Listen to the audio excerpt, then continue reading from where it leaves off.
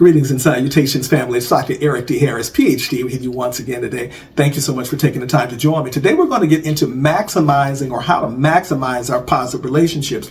Remember, positive relationships simply don't materialize or crystallize out of thin air. They're not accidental by any measure or stretch of our imagination. They thrive on intentional, strategic nurturing, edification, and curation. This isn't about fixing toxic or broken bonds either. It's about proactively seeking to elevate connections that already bring us joy and add value to our lives. You know, science has shown us through various leading institutions here in the United States that those that have or forge sound bonds or relationships with individuals tend to have a sounder tenor or a more positive outlook as it relates to life. So let's get into what we need to do to turn good relationships into an asset, or good relationships into our greatest asset. Why good enough is simply not good enough. You must understand that when you say good enough, that creates a space of complacency. And that's not a place that we want to be in as we seek to cultivate or add the asset of positivity in terms of relationships. When we look at the relationships that we've had with colleagues or friends and the persistent support that we've oftentimes had, that's an energy that is consistent, and that's something that you have to invest in.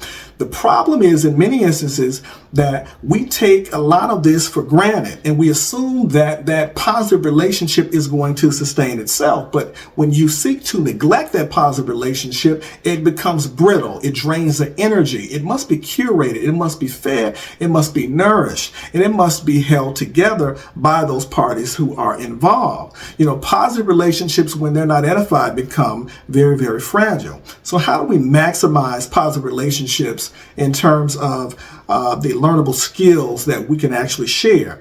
You know, spotlight the invisible effort. Don't focus on the home run so much, or the touchdown, or the slam dunk. It is those tepid things, those small things, those small steps that are made that need to be celebrated. Also, avoid the trap of wanting the big win all of the time. Process that. You know, it matters because that is the tie that keeps the relationship together. Now let's take a look at the master of relational listening. You know, it's very important to listen and not hear. You know, 70% of communication issues are addressed and tethered to individuals not listening.